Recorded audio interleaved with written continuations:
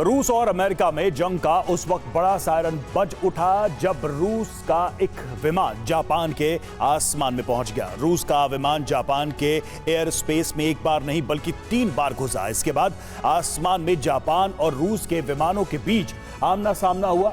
इसके कुछ देर बाद ही पुतिन की सेना ने अपनी परमाणु शक्ति का सीधा प्रसारण कर दिया। सवाल यही है कि रूस के इस शक्ति प्रदर्शन का मतलब क्या है? क्या ये महाजंग की घोषणा है? यूक्रेन युद्ध का विस्तार होना तय हो गया है। युद्ध की इस आग में एक साथ कई देश जलने वाले हैं। यूक्रेन युद्ध की आग यूरोप के साथ साथ पूर्वी एशिया तक पहुंच गई है।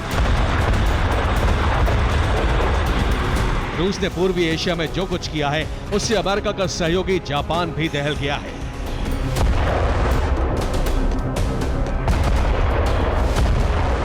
रूस का IL-38 जासूसी विमान 24 घंटे के अंदर 3 बार जापान के एयर स्पेस में घुस गया और इसी के साथ जापान दहशत से भर गया।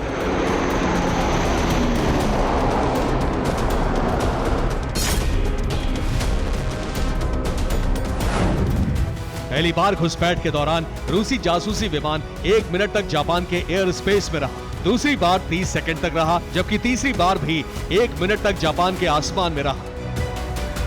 रूस के विमान को देखते ही जापान के F-15 और F-35 विमानों ने उसे आसमान में ही घेर लिया। जापानी लड़ाकू विमानों ने तीनों बार रूसी विमान के लिए रेडियो वार्निंग जारी की, फ्लेयर छोड़े गए। इसके बाद रूसी विमान वापस लौट गए और इस तरह से रूस और नेटो में जंग का बड़ा खतरा कुछ वक्त के लिए टल गया।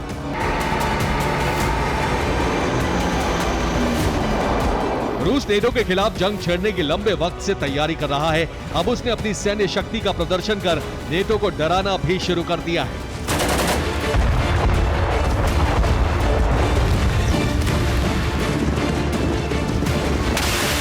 अब रूस ने अपनी परमाणु पनडुब्बी शार्क की झलक दिखाकर उसकी ताकत का प्रदर्शन कर दिया है।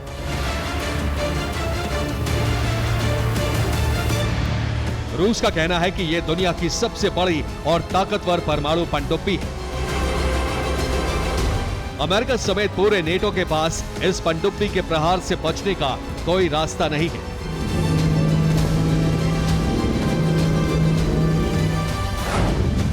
क्योंकि ये 20 R-39 बैलिस्टिक मिसाइलों से लैस है। ये 6 टॉर्पीडो फायर करने का मादा रखती है। इसके अलावा एंटी सबमरीन मिसाइलें भी फायर कर सकती है।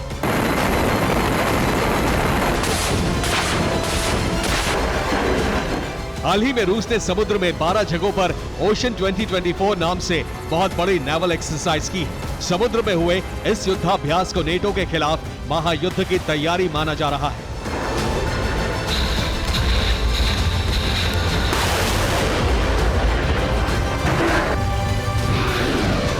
इसके अलावा रूस अपनी सर्मत मिसाइलों को भी अपग्रेड कर रहा है। रूस के वैज्ञानिक सर्मत 2 मिसाइल का परीक्षण करने में जुटे हैं।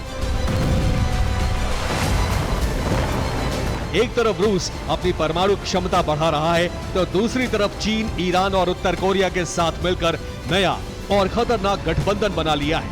ये वो गठबंधन है जो नेटो का अस्तित्व मिटाने के मकसद से ही बनाया गया है।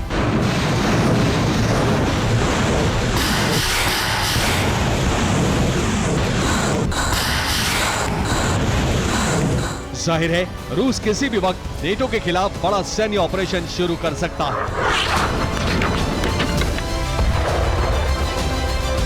Bureau report, TV9, Bharatvarsh.